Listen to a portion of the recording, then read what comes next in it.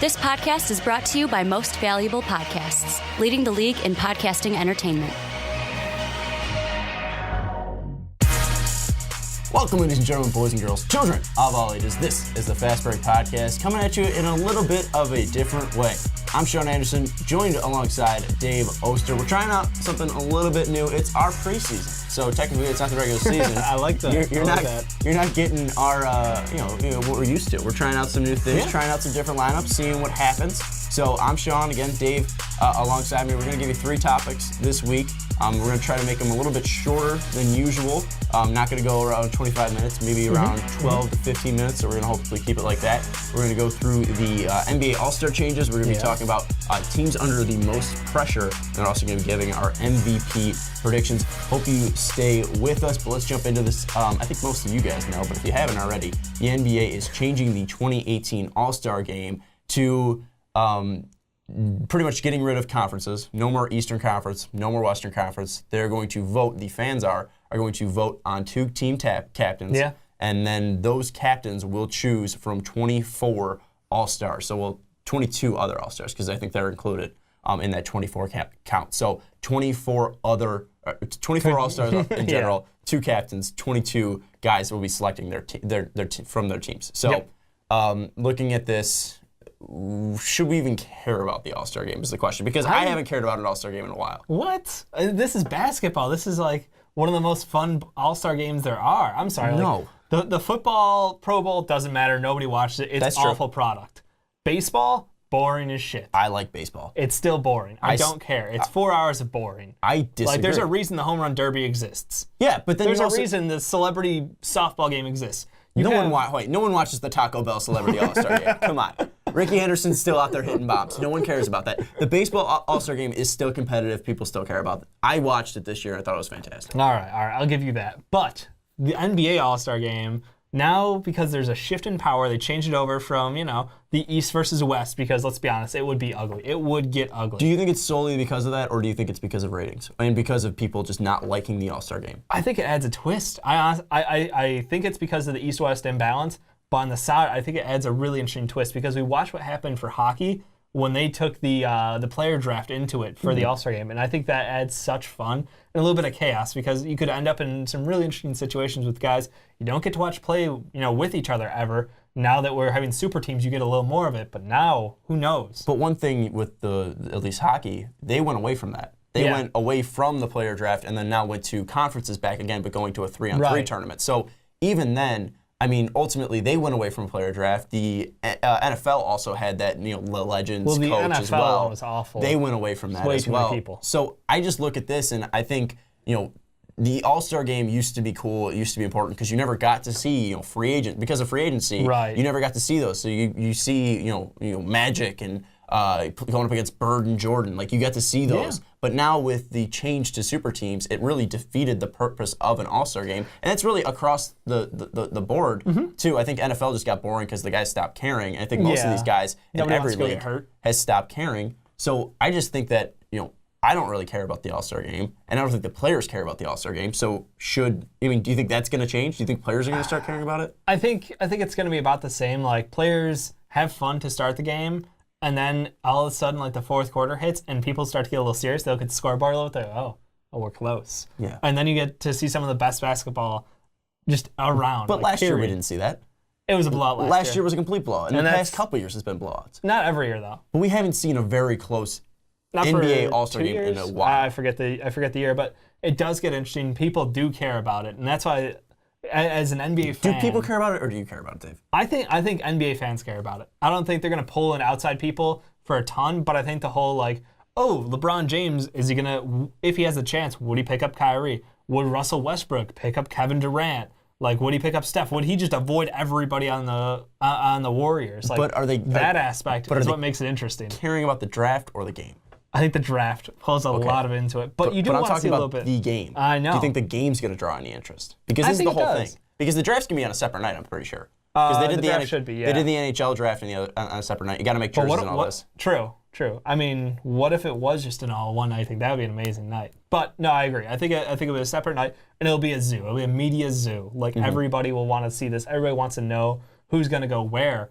The game itself, probably is going to be a little bit of a letdown for some people because obviously you're not going to get nobody plays defense. It's all offense, and it's a ton of fun, and it's a ton of chucking. Is it a ton of fun? I enjoy watching it. Because I haven't cared about an All-Star game in years. When's the last one you've watched for the NBA? Last year. It was boring. You watched last year's? I watch every single year. It just bores the shit out of me. I watch because I'm supposed to watch. There are bits of it that are down, but I think for the most part, like you said, there's that balance of we sort of get spoiled because we have super teams already. So we're not getting the specialness of all these All-Stars on the court at the same time. But I think it still is really, really something special because you don't know. There are so many moments that get created because of the All-Star game, stuff we never get to see. Like, I'm super excited to watch, somebody like Russell Westbrook throw an alley-oop to, like, Joel Embiid. Like, I would lose my shit. That would be amazing. But that's one thing. That's one moment in a 48-minute game. But that's a bunch of moments like that because all it is it's going to be a highlight reel game. And I think that's awesome. You're going to see it all over Twitter. You can see it all over Snapchat, Instagram. Like, it is now a social media surrounded event. It is more about talking about the event than the event itself. The Globetrotters were cool. The Globetrotters were cool for about 5 minutes when I was a young kid. When I was a young kid, they were cool because it was all highlight reels. Like, oh, look, we're going to shoot it from half court. Oh, look, this guy's named, Kmart, and he's, really cool. He can really spin the basketball well. Like, I feel like this is just turning into the Harlem... hit the ball under his shirt. Yeah, this is, turning into the Harlem Globetrotters. Like, we're going to see, LeBron, give birth to D-Wade and, some crazy shit that, I won't care about. I don't think this is true. Will you not care about it, or will you enjoy it because that's what it is?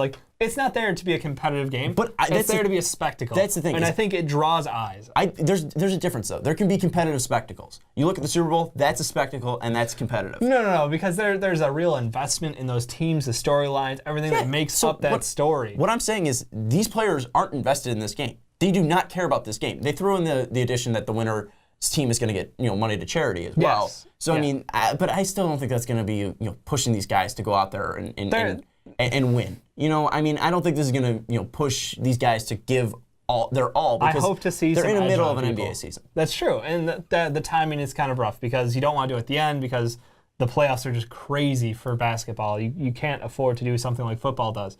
But I honestly think there's going to be an edge to players. I think they're going to have a little bit more aggression than you're expecting. I'm hoping for it at least.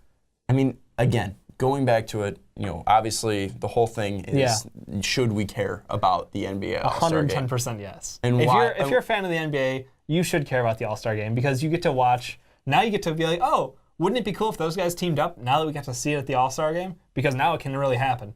Now that the All-Star game talks lead to free agency discussions, lead to all these people grouping up together. That's the first step. That's like the baseball winter league meetings. That's when shit goes down. What pairings haven't we seen that you're actually interested in seeing? We don't know if LeBron James is going to go to LA. We don't know if he's going to stay in Cleveland. We don't know where he's going to go. I'm saying in the All-Star game. Yeah, Brook Lopez is going to be there. There's no centers. Come on.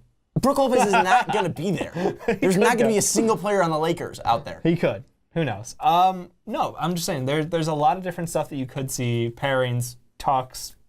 I think there's a lot to it. I think you're writing all of this off and you're just being no fun. I am. No. You're being the no fun Sean. I'm not being not fun. What's not fun is watching the All-Star game. It's not fun. I haven't enjoyed watching an All-Star game in years. You just hate fun? It's not fun, though. The thing is... Do you hate offense? The thing that Do you hate scoring? What I like is when great offenses beat great defenses. I like watching LeBron James versus Kawhi Leonard because those two guys are trying, but they're only trying when it's a regular season game. They're not trying in an All-Star game. Kawhi's never showing emotion anyways, but at least LeBron is giving a shit during the regular season. These guys have not cared about an All-Star game in years, and I don't think this new change is going to bring that caring back. It doesn't make them care more because they changed up, who's going to be on what team, but I think it does add a different dynamic to it because they get to play different people. They get to go up against different guys. So you think at the end of the day... Getting rid of the conferences... Yes. I think it's a step in the right direction because you know what I see now is... This is them testing the waters. Maybe the next step is, maybe we'll just go to a 16-team playoff. Maybe we don't really need conferences. Maybe we can turn scheduling into something different. You think that? You think that changing the All-Star game is going to change the whole landscape of the NBA? I think it's testing the waters. Really? I think it's a step in that direction. Absolutely, because it's been talked about. It's nothing new, they've talked about going forward with, the balance in the NBA is not there anymore. East and West, the ACs are, come on, let's be honest. It's not close. So if they're doing this as a step to be like, hey, we're openly admitting there's not fair competition right now, then isn't that a step in the right direction towards an open NBA? But also, you look at the scheduling, conflictions. Scheduling's a beast in its own. That's the biggest thing. Not even talk and then about also, will the West always dominate? I mean, that's the thing that can easily switch back to the East. This is something where you see LeBron retire, you see Clay move to a different team, you see KD move to a different team, or you see the Golden State break up, you see Carmelo retire and get older. I mean, at some point, these super teams are going to be broken up just by age and just by contract length. So I mean, that might switch more. New superstars from doing that? That's the thing. But what is it stopping them not going to the East, and what's stopping them not going to the West? And you might see a balance back out again. You could. I mean, we see extremes right now in the West. Right, and that's what I'm saying. Like, the NBA is not afraid to try things, and that's what I love most about them. Like, baseball is ass backwards. They're so far in the past as far as the game is concerned, and rule changes and tweaks. The NBA is not afraid to make those changes. They will go ahead and try stuff out. If it doesn't work, it doesn't work. I think this is them taking a step in the right direction, though. It's at least giving, a new spark, a new breath of life to this All-Star game, which you say, as an NBA fan, you don't even care about anymore. No, because the players don't care about it. Right, but if they can start making changes, if they start, making an effort to make the game more interesting, I think that's at least them listening to their fans and taking that feedback and doing something about it. The NBA has made changes. Yep. And I'll give them the credit there. They have made the changes to try to improve it. Yeah, but absolutely. The fact that doesn't change is that I don't think the game is going to change. I don't think this is going to change it from being a game that I didn't really pay attention to when I watched for the past 5 years because all it is dunks and three-pointers to going from blue and red jerseys to black and green jerseys or whatever they're going to go to. Yeah. Like it's literally going to be the same thing, just different players. You might see Giannis with KD. Come on. I don't care. I care enough. As someone. Okay, it'll be cool for the first quarter, but what will make me watch the next 3 quarters? Because it will be close, because they're drafting their own teams. Are you saying they're going to draft lopsided teams? Give them a chance? Okay, but the fact that it still leans is that the East is weaker than the West, right? So that just means all the East. But that just means all the East guys are going to go to the last. Which means they'll be balanced out. I don't know. That's balanced teams. But then again, you look at this. I think this game will be within 15 points. But 15 points is different. Because you can make that up. Because what if it's a garbage time threes that you're hitting and you make 15 points? JR threes? Yeah. At the end of the game? What if you see Bradley Beal chucking up threes and takes his team from down 27 to 18? I think it'll be close. I think they'll balance it out because it's players picking. That's why I think it'll be close. Who will be the captains?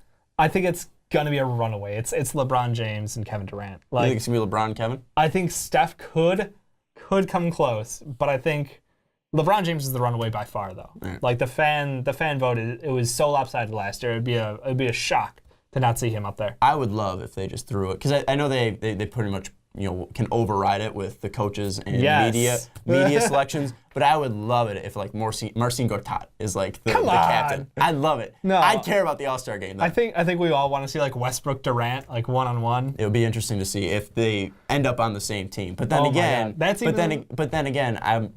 make me want to watch the game. Kyrie and LeBron on the same team. I've already seen those guys play together, so that doesn't change. But they hate each other now. Anyways, tell us if you think that you're going to actually care about the 2018 NBA All-Star Game after all of these changes, because to me, it really doesn't matter. To me, I love it. Apparently, it does Step in the right direction. I don't think it matters. Also, tell us who you think the captains will be. I agree with Dave. I think it's going to be LeBron and KD or LeBron and Steph, but ultimately it's going to be a LeBron versus a Warrior. Again, tell us what you think of the new rule changes down in the comments below.